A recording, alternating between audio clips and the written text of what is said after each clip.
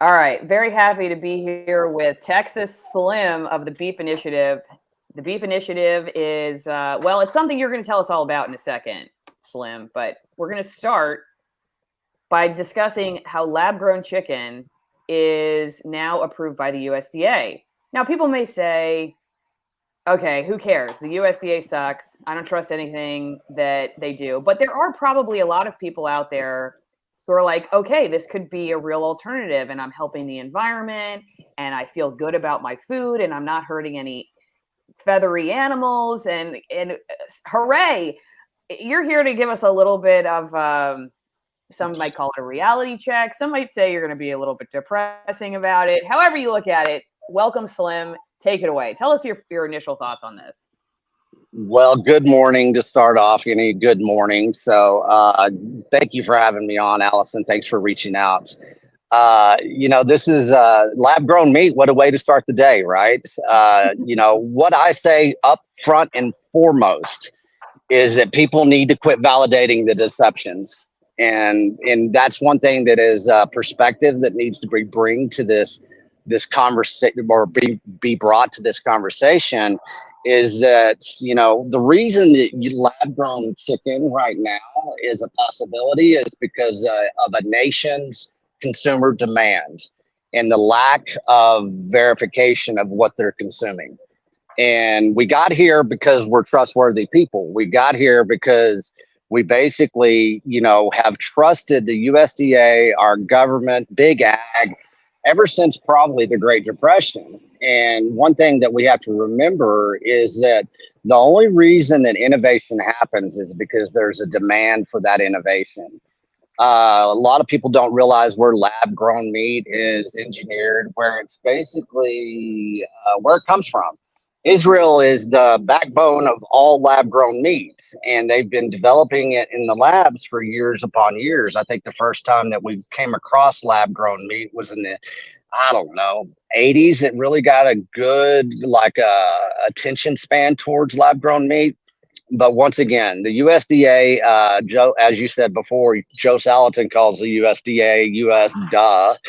USDA is a very powerful organization. It has a lot of control over our lives, but in a lot of ways, and once again, perspective, the only reason they have control over lab grown meat and bringing it and approving lab grown meat is because of a consumer demand that allows all kinds of different types of substance projects, because this is just a project. It's a global movement. And you brought up the point that people think, well, hey, this is good for the environment. Well, that is a big programming psyop that's going across this world, is that we're going to save the climate, or we need to basically improve the climate by erasing animal protein out of our consumption models. That is the biggest psyop that's ever been basically put across modern history. One thing that people need to realize, the only way we got here was back through animal protein.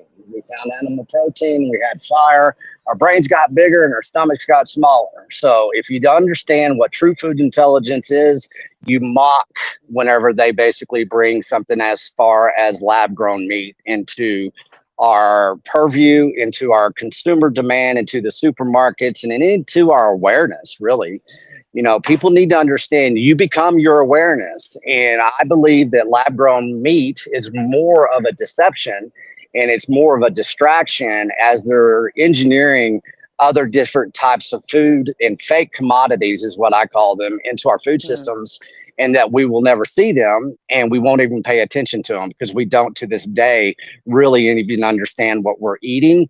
Even if the best well-intentioned mother out there that is raising 3 children, and if she's still reading labels, and this is not judgment, but this is really a wake-up call. You better start reading labels. You better start having a new relationship with food and with those who which live and die to feed you. It's as simple as that. Cut out the distractions. Cut out the deceptions. It's such a good message, because I saw this lady, I'm looking up this tweet yesterday, well-meaning, in the dissenter space, I guess you will.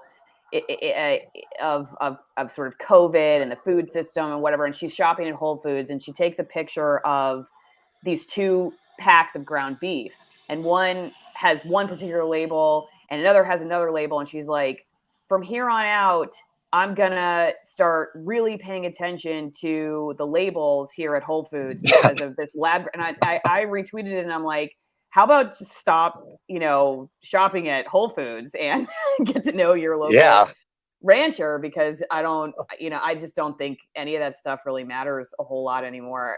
I just got, well, first off, there's gummy bears at the store that say organic on them. And then I tried feeding them to my goats because they're so picky. I wanted to see what would they eat, and they actually went for those, which really scares me.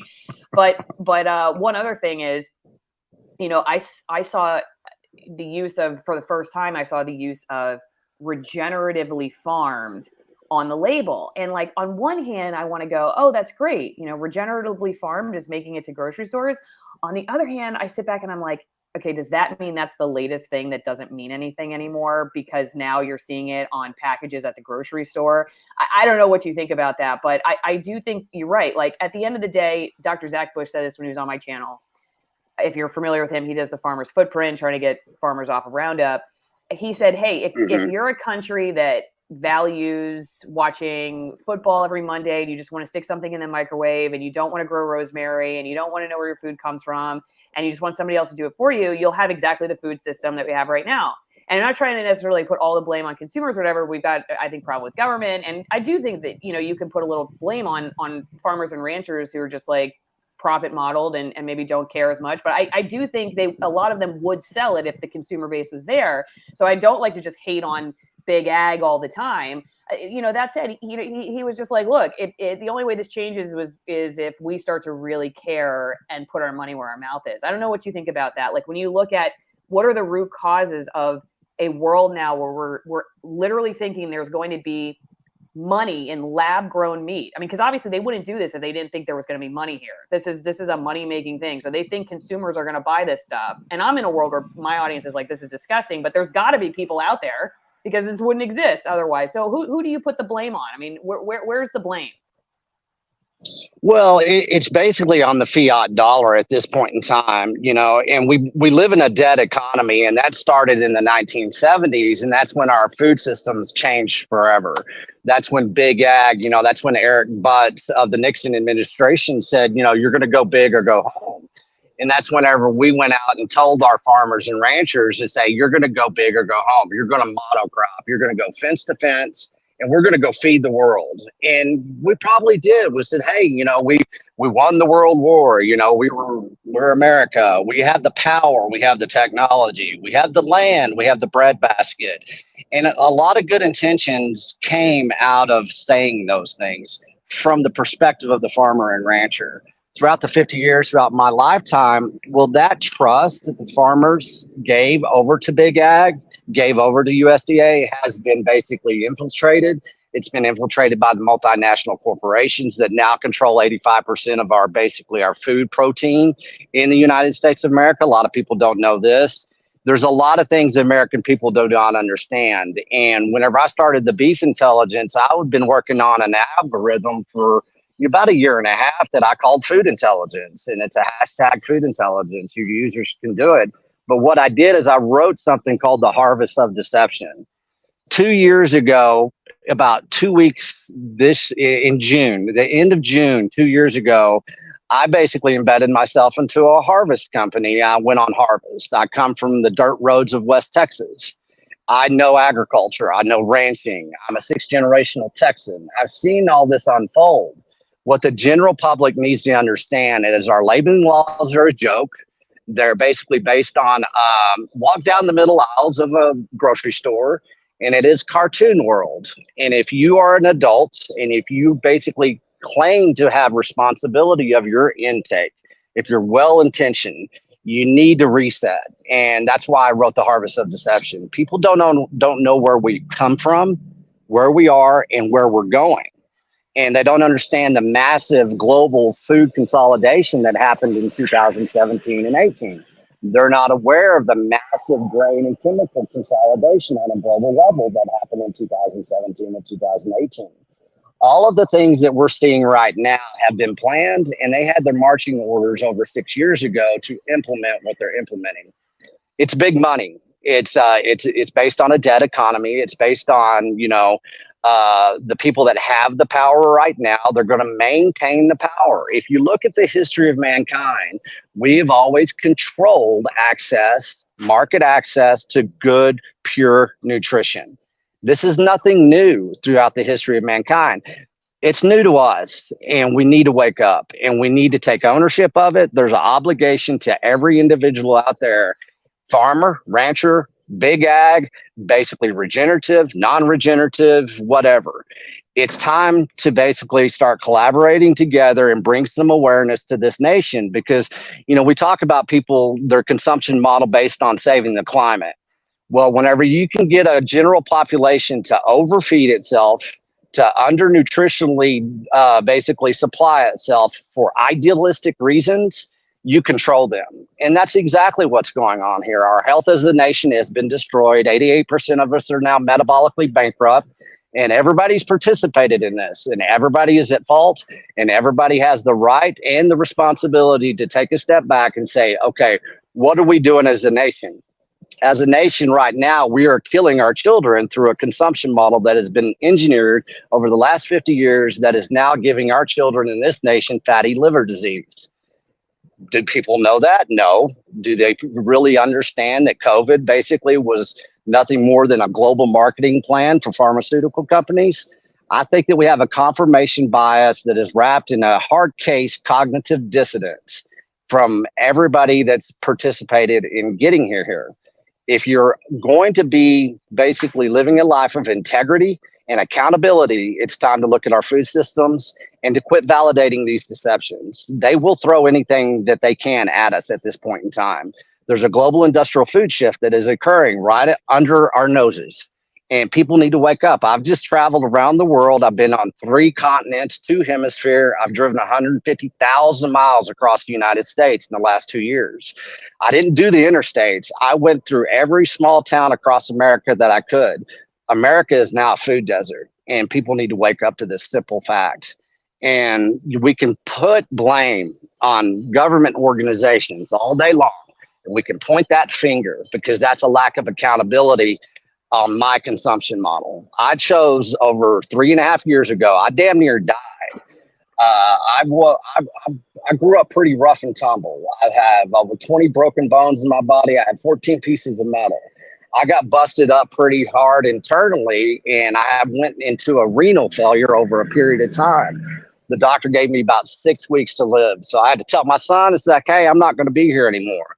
But what I did is I looked in the mirror and I said, I'm going to go back to what my grandfather told me, the food intelligence that he taught me. And I'm going to act like nothing else exists in this world except how to basically re-engineer a market access to the best nutrition I can. And thus you have the beef initiative. It's based on food intelligence. It's based on not validating the deceptions that get thrown into our face every day.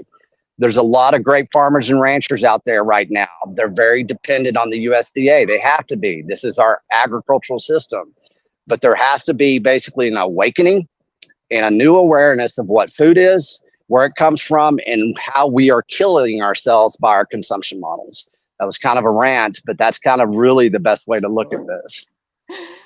Okay, so here we are, beefinitiative.com, and I want to ask you a little bit more about the challenges. Well, I want to ask you about the purpose, like what your ultimate goal is, not necessarily macro level, but micro level, like how it works, how the beef initiative works, what you're trying to do and all that stuff. But give me 1 second, because I just got to throw up my new sponsor out here. Oh, just as my daughter's about to have a meltdown.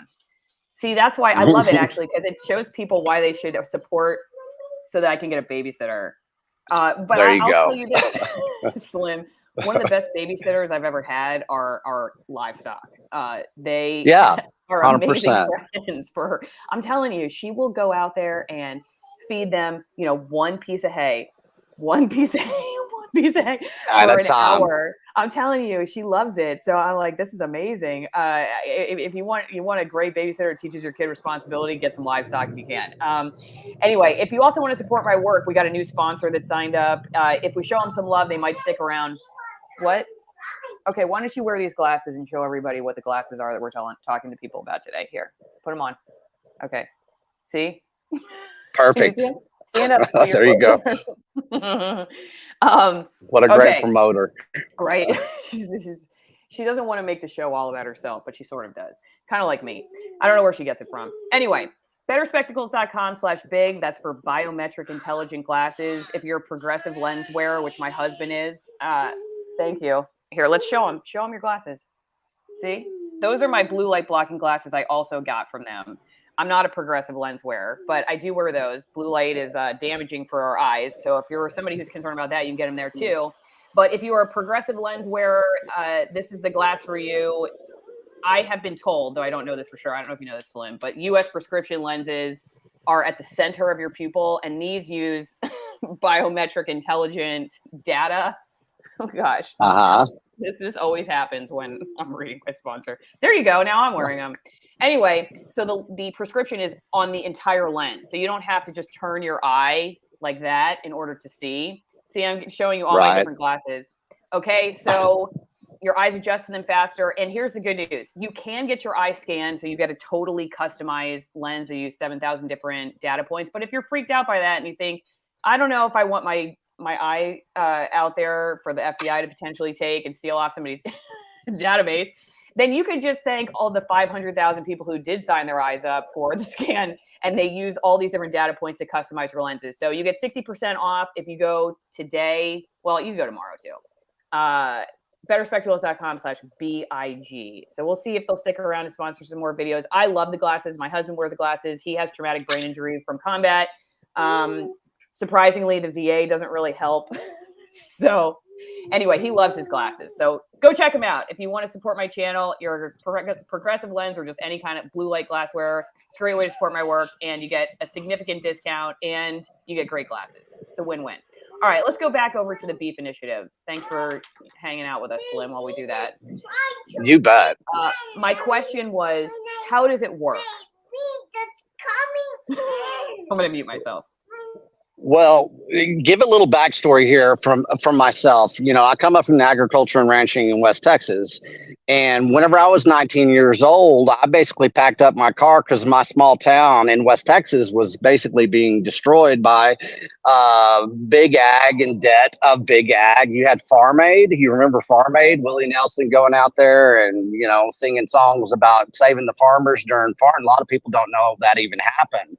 But my small town was basically depleted. And so I went to Austin, Texas, and I got into big tech. I started from the ground up. I was self-taught. I became a research analyst throughout the years. One thing I saw whenever I was coming up through big tech is that the rancher producer that tried to feed a community will never have a digital voice. And this is something that's been going on since the early days of the .com basically movement. The producer of America, basically the best food in the world at one point in time, has never had a digital voice. So going into my food intelligence and everything that I did as far as research and analysis, I knew that we had to start giving the rancher, the great American, I say the great American rancher. When I say that, I'm talking producer, farmer, everybody, but I'm from West Texas and I live in cattle country. So, and I eat beef. But one thing that we have to do is we have to learn, and I knew that we had to learn how to give them a digital voice because they don't have any entry points. They don't have any on-ramps. So the beef initiative came to fruition, basically. What it is, it's a peer-to-peer type of platform. We are a software as a service company. The Beef Initiative is a technology company. And throughout the last 2 years, we've basically been in the labs. We're developing new products and services for ranchers. What we want to do is give local communities basically a pillar of communication, a pillar of strength through the Beef Initiative. We want people to go back to which we used to be fed. State of Texas has 254 counties.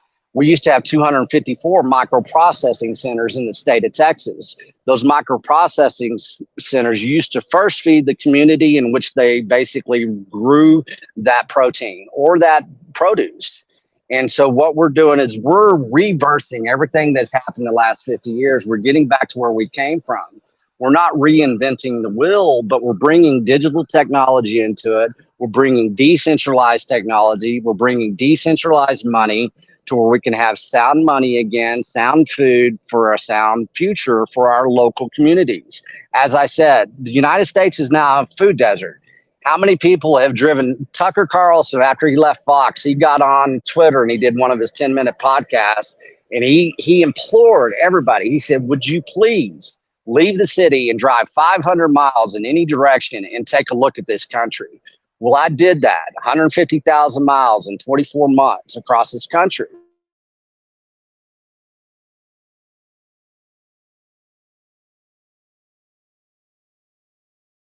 Food from 200, 300, 400, thousands of miles away back into their community. They grow the seed, they grow the protein, and then that is shipped off by the multinational corporations. Right now in the United States of America, there's a big awareness that's about to pop into everybody's brains on these labels, right? Well, there is not a country of origin on any of your basically animal protein when it comes to beef in the United States of America, supermarkets or anything. They're never going to put country of origin because they control the distribution, they control the labeling, they control all the market access of that beef that comes out of the multinational processing centers. One thing that they don't want you to know is where that beef is coming from. They can't tell you.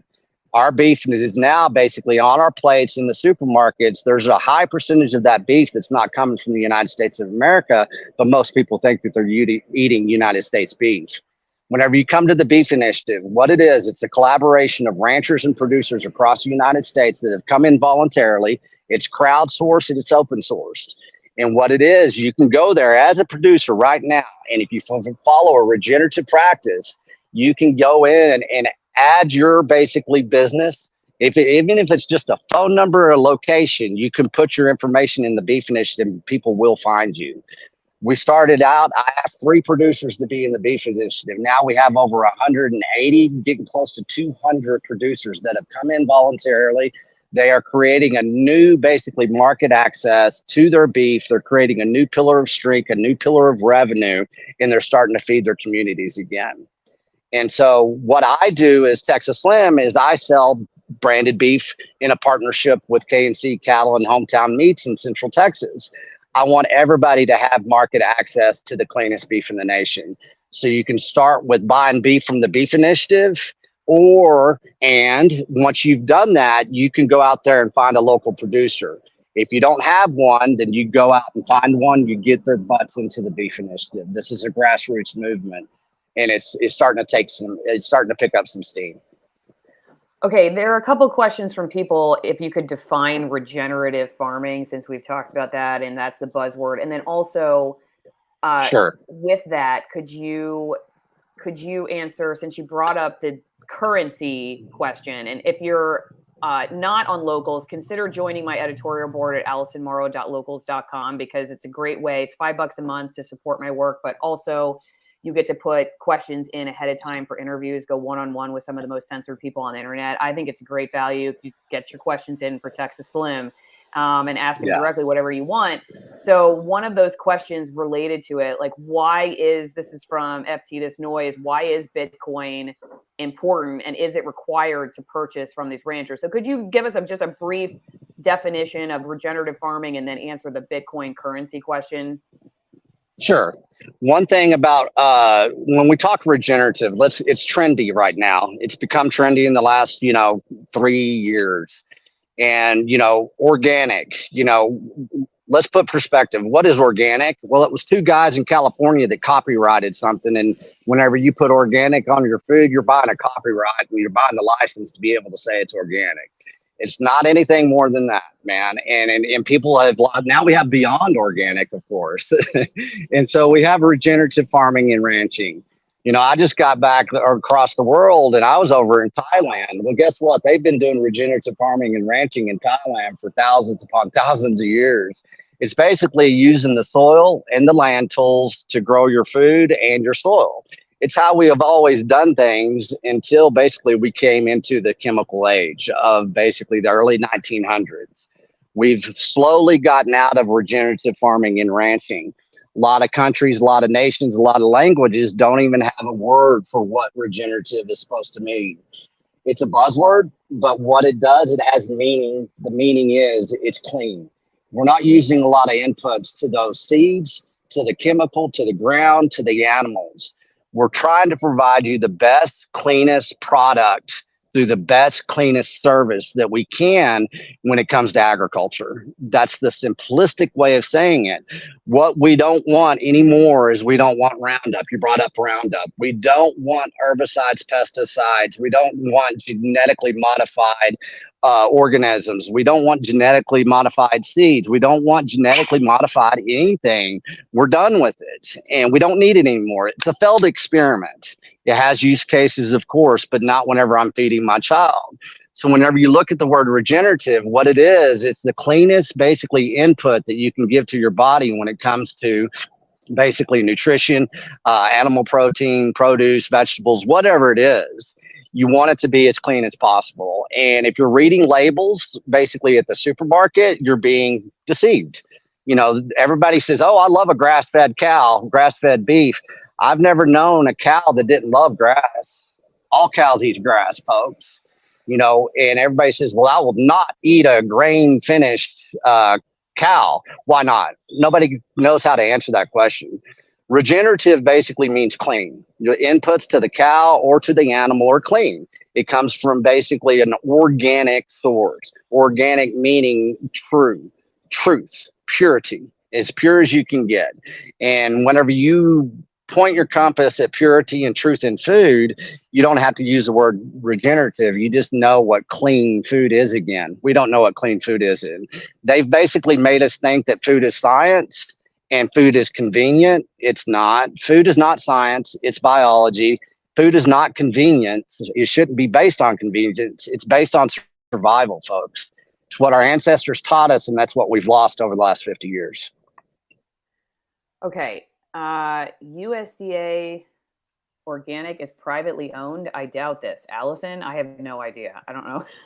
I can't confirm or deny. That's fine. I'm okay. Doubt all you want. I don't know. Be suspicious. Go out and figure it out. Who owns it? Go out and figure it out. It was some guys out in California that basically made it a buzzword, and then they basically, they bought the copyright to organic.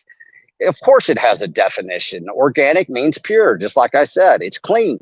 You're not going to have a lot of organic, but right now you can go out there and go say it's organically raised.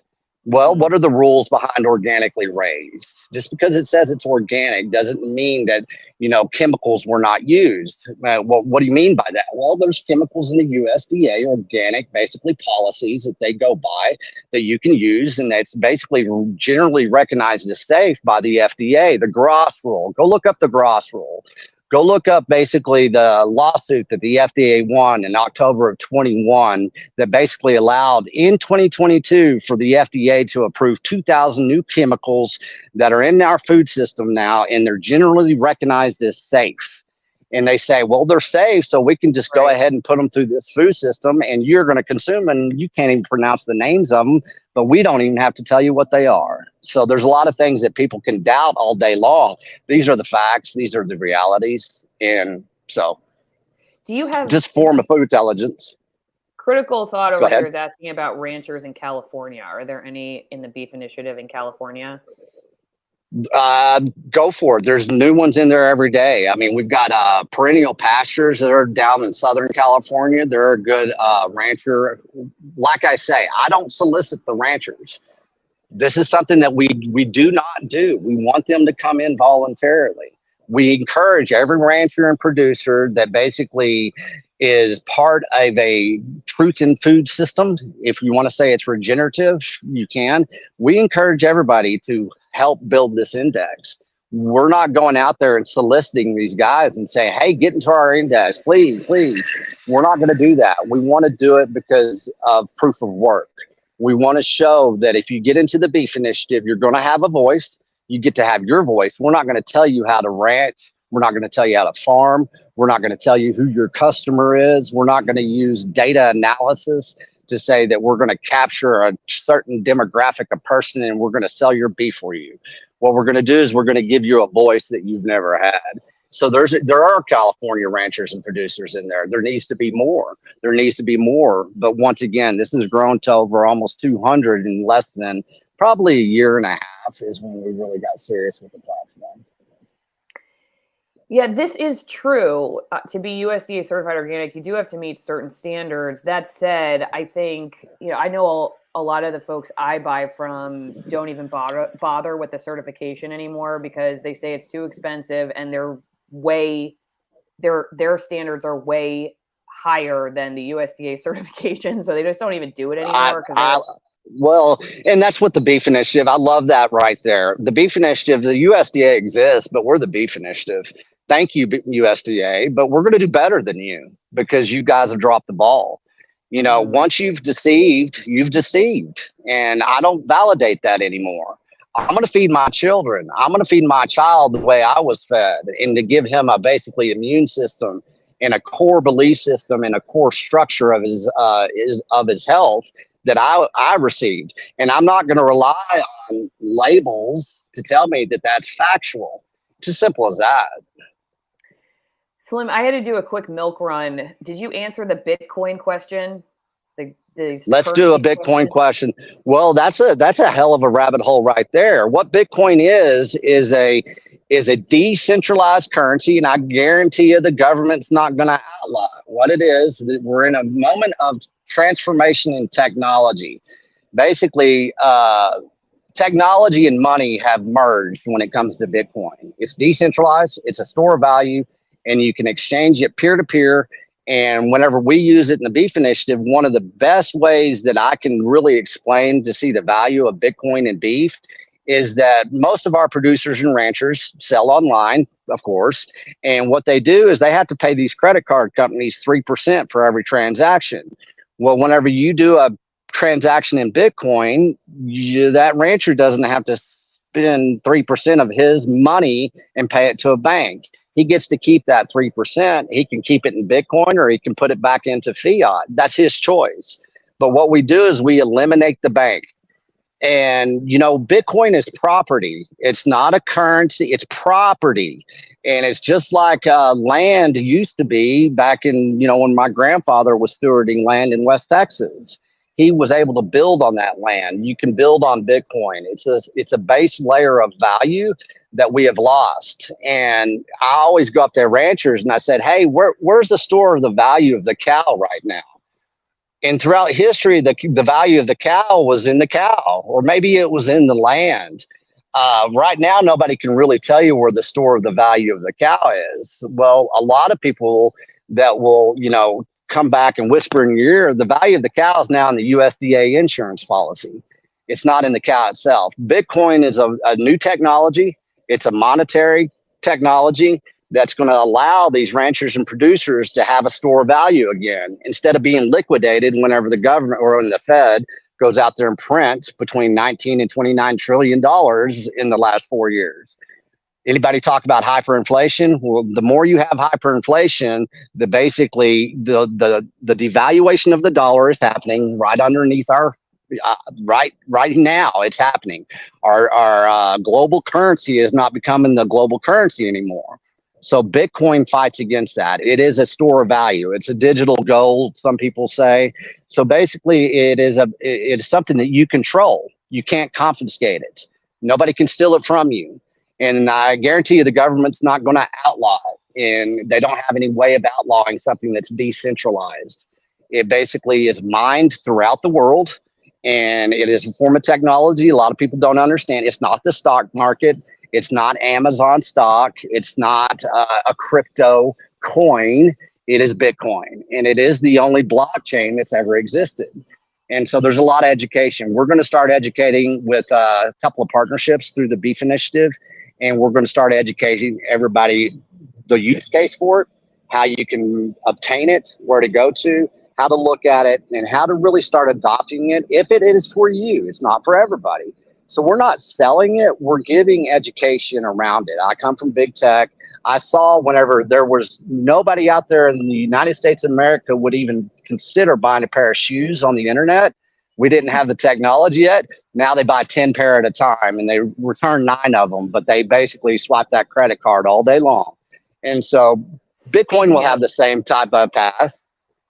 I was going to say, speaking of shoes, I did this video a long time ago about how they used to do x-rays of kids' feet to size their shoes back in the day with like no protective wear or anything, and that was just totally normal. Yeah. Like people lined up down the street to stick their feet in an x-ray cancer box, and that's why you got to really stay on top of this stuff, because like, where have they ever gotten it wrong? It's like, well, they used to stick kids' feet in x-ray boxes with no, just to get a good pair of shoes. That's just crazy when you think about it. It is. It really is. And knowing the history of, technology and the internet it helps.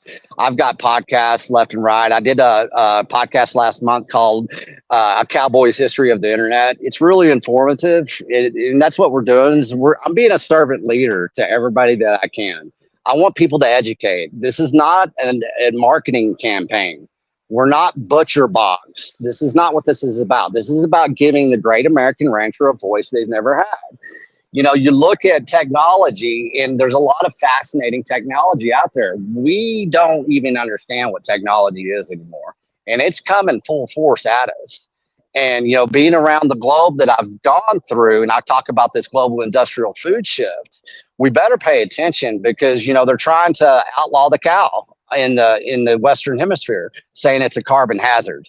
And if you buy meat at the supermarket, then your social credit score is going to go down. That's their intentions. So I'm not going to buy beef from the supermarket. I'm going to go buy it from my best friend, one of the first ranchers I shook hands with.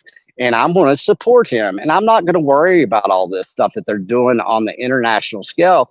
It doesn't pertain to me. And people think that they're captured in a way that they have to do what the government tells them. You don't have to.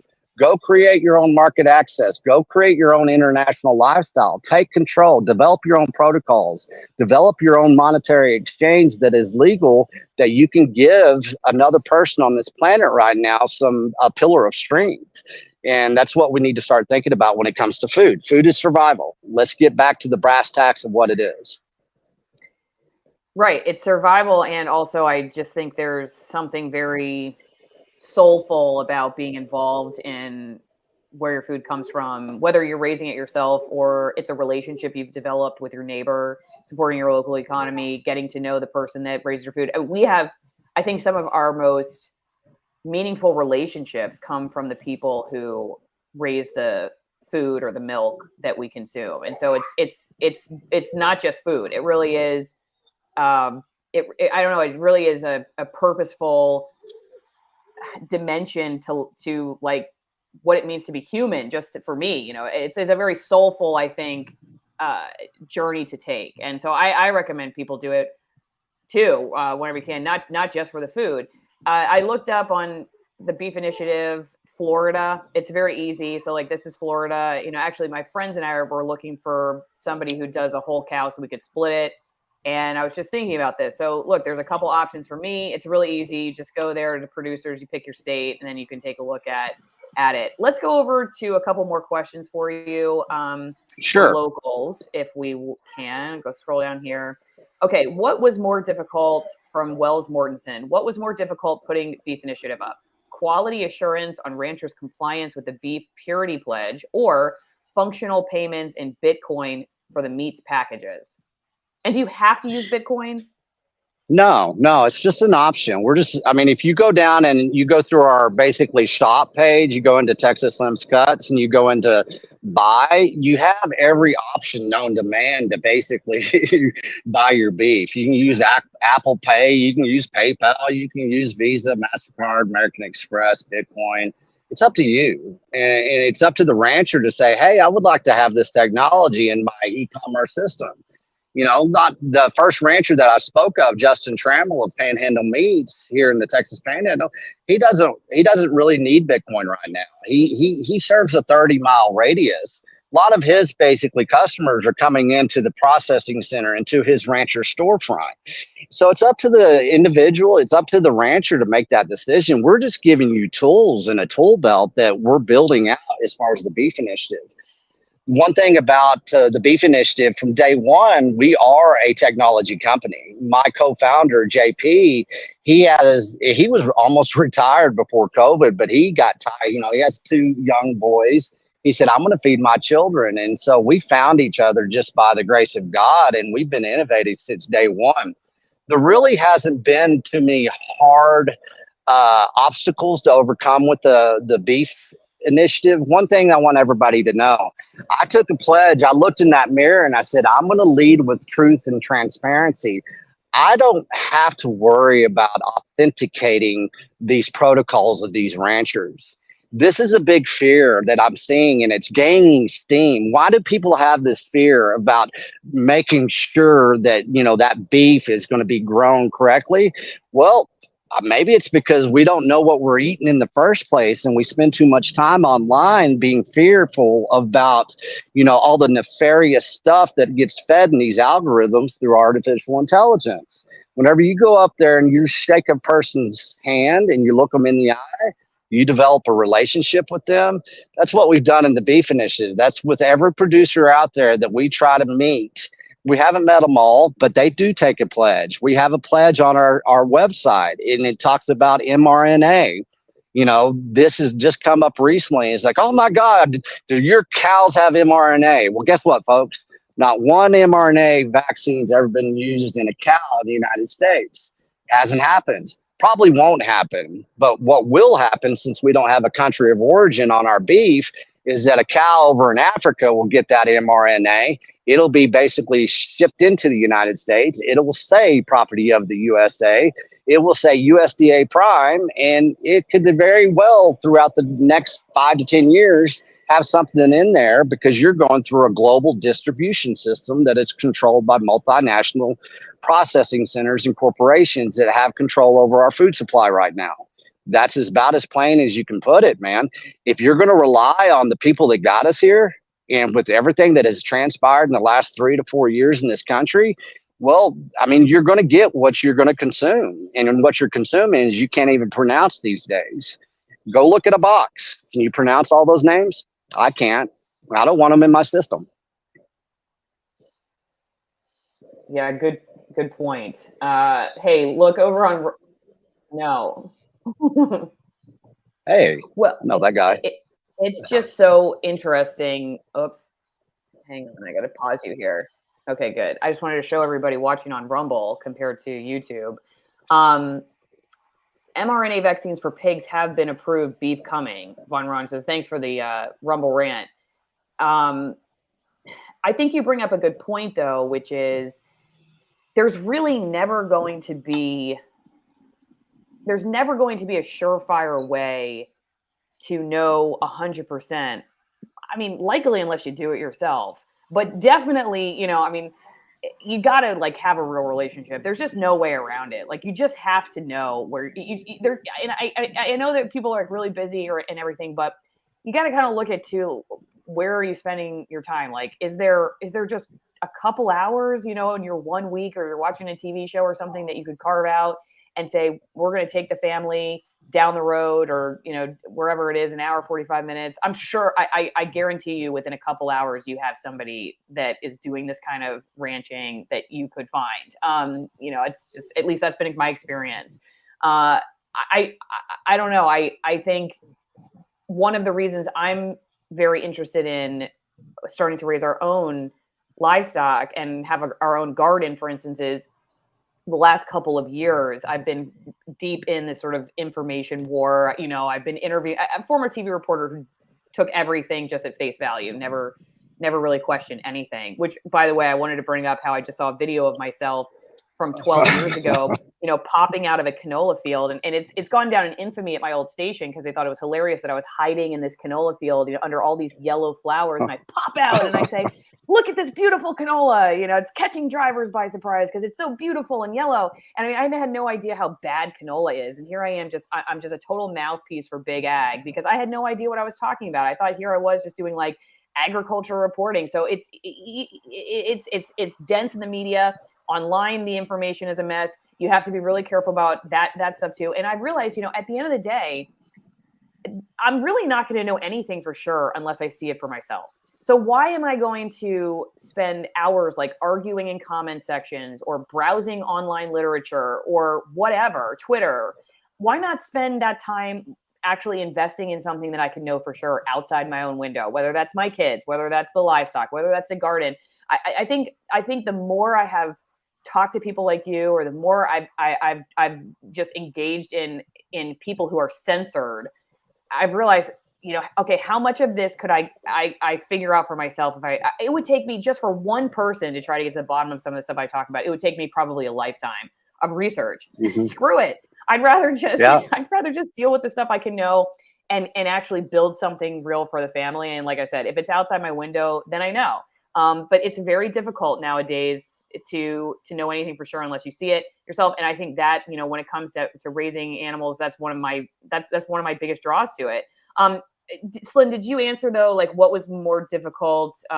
Okay. You talked about quality assurance or functional payments in Bitcoin. I think, do you feel like you answered that question thoroughly? Yeah. Okay. The biggest challenge, and I'm going to go back to that question, and I'll segue into your little advertising for rapeseed, for that toxic weed. But anyways, the biggest challenge that I have had within the beef initiative, there's two of them, from the consumer side and the producer side. Consumer side, extremely paranoid. Rancher side, extremely paranoid. People don't know how to identify truth anymore. Everybody's paranoid. Everybody's anxious. Everybody's fearful. Nobody basically understands how to develop relationships anymore. Whenever I was in big tech and I was in telecommunications, I was a very good research analyst. I was basically assigned to do something I think it was 2002. And it's after 9/11, and the telecommunications industry wanted to know what's going to go on with behavior with all this online use, from texting and email at the time. And it took about 6 months, and I wrote a piece, and it was not something I have rights to. It's the telecommunications property, but it was called the Division of Interpersonal Communication. And what we've done as a nation, we live in a digital world. We already live in a metaverse that people don't want to admit. People don't know what they're consuming online. They don't know the algorithms. They don't understand the artificial intelligence that's basically feeding them basically off of their data use and their data consumption. And so we need to get back to the basics. And the best way to do that is relationship building in person, based on the best, cleanest food that you can provide to yourself and your family and your community. It's so simple. It's complicated to a society that is running scared right now. And we have a right to be scared. We have a right to be paranoid, but we don't have a right to make excuses when there's solutions out there. And just because something might be a little inconvenience in the beginning, I know people that live in Boston that are now friends with and have developed very good relationships with local producers. New York City, LA, people can make all the excuses they want, but until you take the intentional decision that your food consumption is not going to be random anymore, that it is going to be a form of intentionality that you build from or you rebuild into your core belief system, then you will be going out there and you will be confused and you will be paranoid and you will be second guessing, and you will spend hours upon hours in chat rooms having debates with algorithms that you don't even know who is on the other side. You going through there, how many bots out there that have been developed on the internet that people think they're actually talking to people? They're talking to a bot. And so until you're ready to start having a really good communication system with the people that want to feed you, that are out there, that need you, this is a call to action, folks. The agricultural system in the United States is about to forever change. You know, everybody talks about Bill Gates and him buying up all the farmland in the United States. Well, guess who bought up just as much farmland in the United States during COVID? China did. What is Florida doing right now? They're trying to make it illegal for foreign countries to buy land in Florida. There's a global industrial food shift going on. There's an asset reallocation. Look what happened in the Netherlands. That's kind of being shaken up right now. There's forms of asset reallocation that's going on in the United States. 40% of our ranch land and farmland are gone forever, folks. It's not coming back. You look at the BLM grassland, the federal grassland programs, they're taking basically market access away, or access to those grasslands to the producers and ranchers that are using it to grow good, clean food. And the only reason that this is sustainable as far as them causing this prohibition is because of our consumer demand. And we're too busy arguing with each other instead of going out there and engineering a little suffering before that suffering gets engineered upon us. We need to take ownership as a nation. We used to feed the nation. We used to feed basically the planet with the best, cleanest food on the planet. We don't do that anymore. And there is going to be a global industrial food shift that happens. Market access to nutrition is changing. It's already changed in this nation. So it's a wake-up call. It's a call to action. Okay, the bonus question was, do any of your rancher friends stock shoddy billy goats? Because we have small goats that we inherited with this property that I'm trying to find a daddy. They're two females, even though the people who own this place got them and thought they were both males and named them Tom and Brady. I don't know how they missed the, the girl parts, but whatever. Whatever. I think we have found a Nigerian dwarf buck. Stay tuned. All right. Okay. Is there a list of local ranchers by location, zip code, where beef can be purchased in small quantities by individuals? Yes, that's on the Beef Initiative. We did go to the Beef Initiative. What are his thoughts on giving beef cattle a small, limited amount of sweet feed grain at the end versus completely grass-fed cattle? Oh man, this is fun for me because I grew up in the belly of the beast of the commodity cowboy. Right over my shoulder, right here, is one of the biggest communities in the United States that harvest cattle.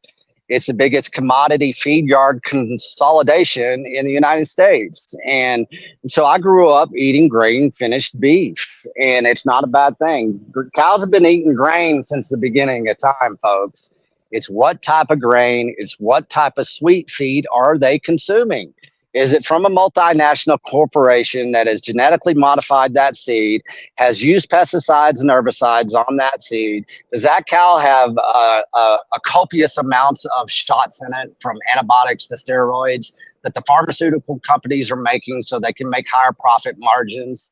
You know, there's so many of these questions that are daunting. And what I say is go out there, shake a rancher's hand, look him in the eye or her and say, would you educate me on what you do and why you do it? It's a fascinating way to live your life. It's a lifestyle within itself. Mm-hmm. I've met ranchers and producers all over this globe, and they all do it the same. They do it the clean way. They don't do it the nefarious multinational corporation way. And this is not judging the producer and rancher that has to use that system right now. They're trying to feed their families. They're trying to make a living. But there is a movement, and we'll use the word regenerative, to get rid of those inputs that we've been putting into our food systems, to exit out that system and create a whole new system. We're living proof that it's happening. Each individual rancher producer is that proof. Everybody goes, well, how is this scalable? Joe Rogan keeps on asking. He asked Adam Curry, a friend of mine, is this scalable? And he asked Will Harris of White Oak Pastures, which we had a conference out there last year, is this scalable? We're not trying to scale anything, folks. We're trying to replicate these small successes. That's how we got here. That's what they took out of our mindset. That's what they took out of our small communities across the United States of America. Our small communities in the United States of America used to be the healthiest communities on the planet. Now they're the most unhealthiest communities on the planet. I've seen it. And I have over 20 doctors that report to the Beef Initiative and give us feedback of what they're seeing as far as the health of this nation. We are metabolically bankrupt.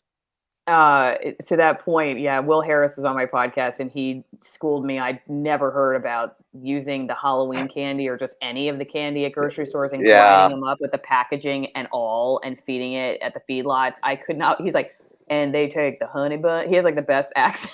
Like, honey buns. I was like, honey bun. He's very. Oh he's oh man, it's just a smorgasbord of ugliness when it, and there's videos you can go see them feeding hogs with all kinds of Skittles and Tootsie Rolls and honey buns, as Will Harris would say. Yeah, with the wrapping on it. I mean, that is just like plastic around it. Come on. Okay, Brisville, first a joke question. Since lab-grown meat has been approved, can we get longer short ribs? And most important, we'll be able to buy chicken wings in odd numbers. Real question, some ranchers advertise all ground beef will come from a single cow. Is the reason for this to prevent problems? So let me say real fast, when I was talking about my time as an agriculture reporter in Knoxville, during which I knew absolutely nothing, but thought I did, which is the worst problem with the journalist when you think you know something and you don't. I remember this is where I really started to take a turn to where I am today. I had heard about electronic ear tags. And so I thought, oh, this is cool. They're doing electronic ear tags. I go to this rancher. I ask him a very simple question, or what I thought was a simple question. Why are you using electronic ear tags? He said, well, we want to be able to track if there is a foodborne illness outbreak. We want to be able to track back to the specific cow at the feedlot. And I said, what's a feedlot? I had never heard of a feedlot. And he said, oh, well, my cows go to Iowa. He said Iowa.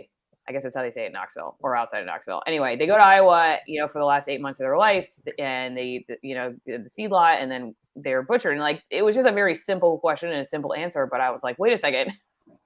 I see cows on grass.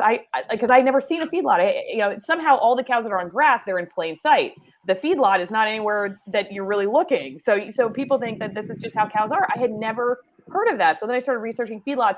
That was it. That was the beginning of the end for me. Because I'll never forget one time when I was in Seattle and I was doing this story about robotic milking, how these cows can just walk themselves up to a milker now. And you don't have to have human contact with the cows anymore. I mean, the cows can now just go to the robot and milk themselves whenever they feel like they want to get milk at these industrial dairies. But they handed me a press kit that had, for Dairy Gold, that had the cow on grass, but I didn't see any cows on grass when I was at the farm. So I was like, wait a second, the cow is like laying on grass with the sun and everything, but all the cows I saw were all walking in their own crap. So but this is how thick the marketing is. And I don't know. That was that idea of like, this all comes from one animal, or the electronic ear tag, or the traceability, or whatever. I didn't even know I didn't know there was I guess when I heard the solutions, I didn't even understand the problem well enough to know what was going on. And so I just thought this was just progress, I guess. I just thought it was progress. Yeah. Anyway, sure. So your thoughts on that? On the single animal thing. Well, the single animal, all that kind of good stuff. Well, we've had feed yards since the beginning of the cattle drive too. People don't know that. We invented the cattle drive in the United States of America. The state of Texas did. We fed a nation at one time.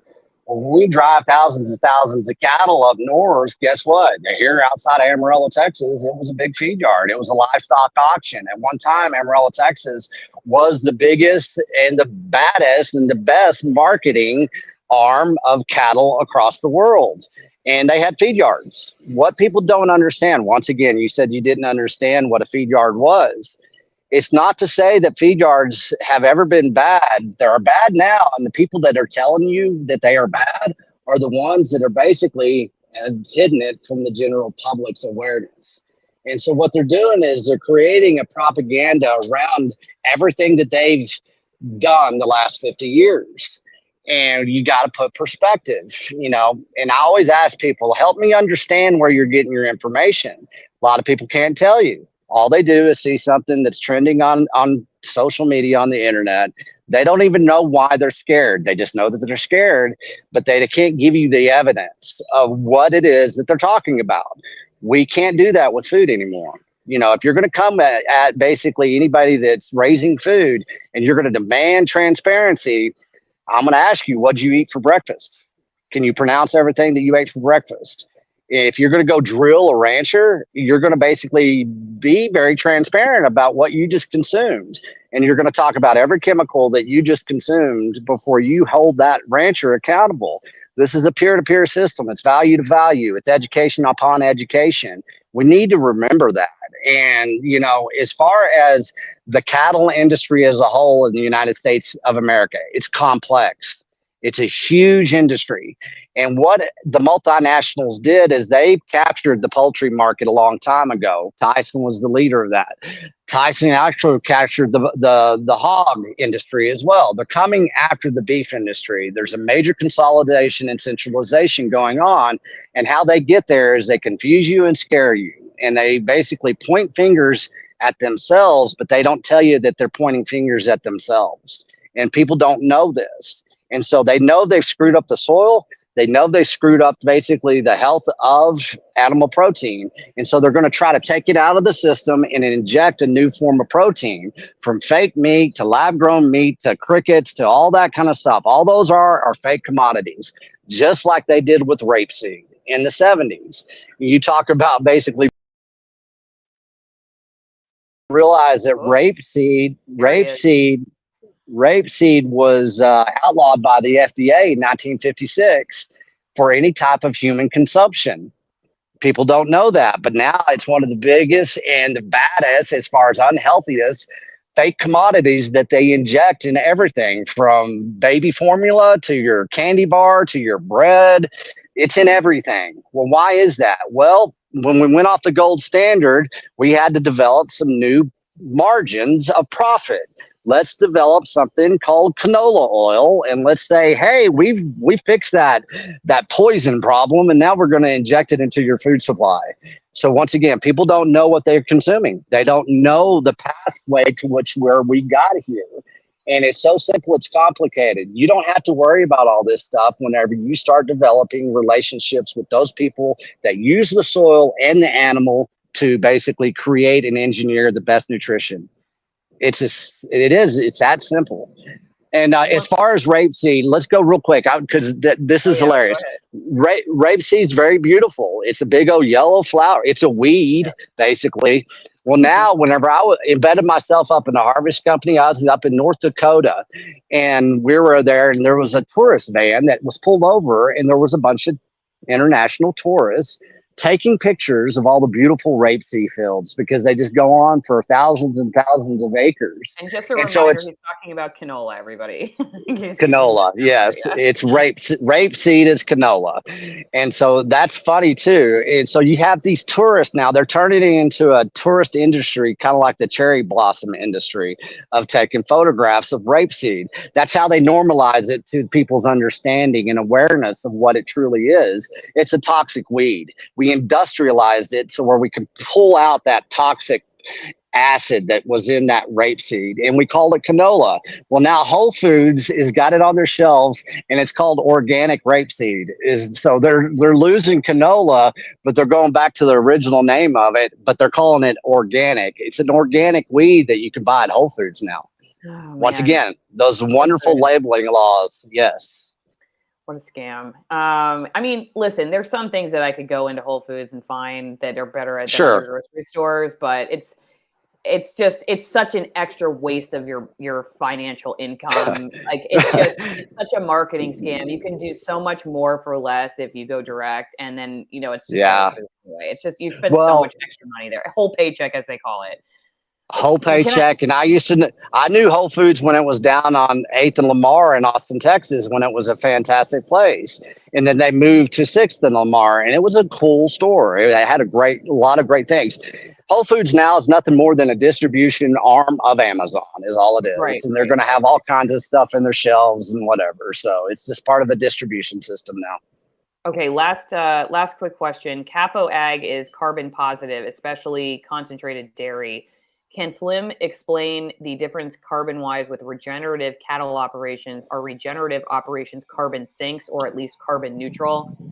I don't even know what you think about the carbon conversation, because I have supporters. I'll tell you this. Well, hey, don't worry about that. You know, I don't know. We shouldn't worry about it. The last volcanic eruption basically let as much carbon into the CO2 into the atmosphere than we ever have as humans. It's once again, it's one of those deceptions. Whenever I was growing up as a kid, old Leonard Nimoy was on the TV and telling me every day from Star Trek, telling me I was going to freeze to death.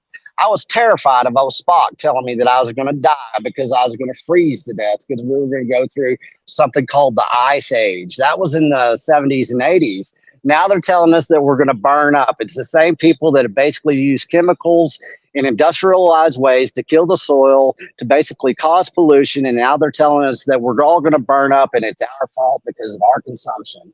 It's bullshit. And I'm not going to go into it. If you believe that a cow is a carbon hazard, that it has anything to do with the pollution of our atmosphere, then I'm not really going to have a conversation with you, because I was even on American Thought Leaders and Jan asked me the same question.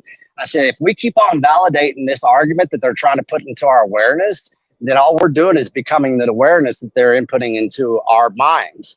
The carbon issue is going to come and go. It's bullshit. And all they're trying to do is basically make it look like, okay, in Australia, what they have all these labels on their meat products in the supermarket. And they're saying it passes the carbon test. It passes the greenhouse test. It is carbon neutral, carbon this, carbon that. And then you get to buy that meat. Well, then you're a good consumer. And in the digital currency that they're going to implement into our system, which will be a CBDC, and they will do it, is that you buy that piece of meat, and if it doesn't have all those labels and stamps on it, then you're a bad consumer and you're going to have a bad social credit score. That's why they're using carbon, trying to make cow a carbon hazard. Guess what, folks? They're not getting rid of cows. They're getting rid of the market access to cows in the Western Hemisphere. There's billions of people now that are going to have access to the proteins that we had 50 years ago, and they're going to sell it on the global market. They already are.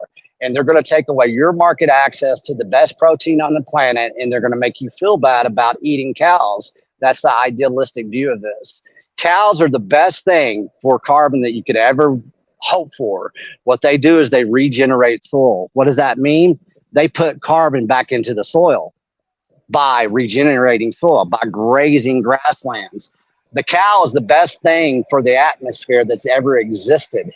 And this is what they do not want you to know. What they do is they show you these feed yards, and they show you satellite pictures, and they show you heat maps, and they say, look at all that methane. Well, that's them. They're showing pictures of what they're doing, how they're raising cows. And that's how they get the carbon argument into the minds of America, because we don't even know these feed yards exist, just like you said. Right. But they do. They're everywhere, but they hide them from the public's eyes. Definitely one thing I have just organically, not the USDA kind, but just speaking of just, I have learned without trying to learn it. It has just arisen is this whole, if you're hearing a very public solution to a problem, it more than likely is a creation of the people who caused the problem. That's of course. That's often what I have come across in this business. Don't get me started. Like I said, I come from telecommunications, and man, there's an information war going on, folks. Right. And in the Bitcoin space, everybody says, if you really are a true Bitcoiner or whatever, don't trust, verify. And so who are you going to verify with? You're going to verify through the people that are spreading the nefarious information. We are in an information war. We are at war, and people don't realize it. In a lot of different ways, there's a massive information war going. That's why everybody's confused. And they don't want to get back to the source of the seed of truth. Speaking of the information war, and to wrap this up, somebody commented when she was working in corporate news, they would have told her to put a positive piece about the story when we were talking about canola. No, I did it. I put the positive spin on it because I didn't know what I was talking about. Yeah. I was a total stenographer, as we say, mouthpiece for big interest, special interest. I didn't know what I was talking about. And the vast majority of reporters, I really believe they have, as my husband says, small minds and big power is a dangerous combination, because they don't know what they're talking about. They think they do, and they're trying to protect you from yourself. And nowadays, protect you from information that actually is is helpful because they think somehow they are the gatekeepers that are here for public safety. I think there are for sure puppeteers, but I think one of the things people get wrong about the media. Oh, I lost Slim again. I don't know if it's my problem or not. There was like one other time you left and came back, but it might be me. Do I freeze, Slim? Yeah, you've been freezing a little bit. That's me. Yeah, okay, it might be me. You're there. Okay, I'm glad. So anyway, just saying that, like, one thing a lot of people get wrong about, like, the average journalist, and this is why I think journalists don't listen to the criticism, because they're like, whatever, they think, because people will look at them and say, you're a globalist, you're trying to take over the world, or all these things. And the average journalist is like, what? I'm just here to help. They really think they're just here to help. Yeah. So that's why I try to get to, like, the truth of it is, if I'm talking to people who might be listening in the media industry, it's like, look, I know you because I was one of you. I know you think you were here to help. I know you think that you're doing the public service, but you don't know what you're talking about. And that's like where I just did not have a manager who was encouraging critical thinking. I had managers who were scared of the dissenters. I had managers who told me, see these people that say this, like the climate change, carbon thing you just said. I mean, you would be considered kind of a psychopath, but not because he was sitting here like, oh yeah, I get paid by Big Pharma, or I get paid by Jeff Bezos or whatever. No, because he was a true believer.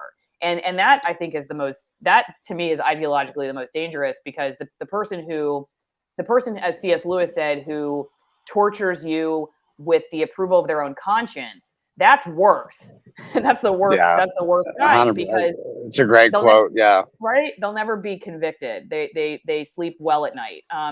Okay. Let me pull up the beef initiative so you can give one final rant, as you say, or thoughts on whatever you want to talk about. And I sure. do want to ask you real fast. Is it in Canada? Somebody did also ask if it's in Canada.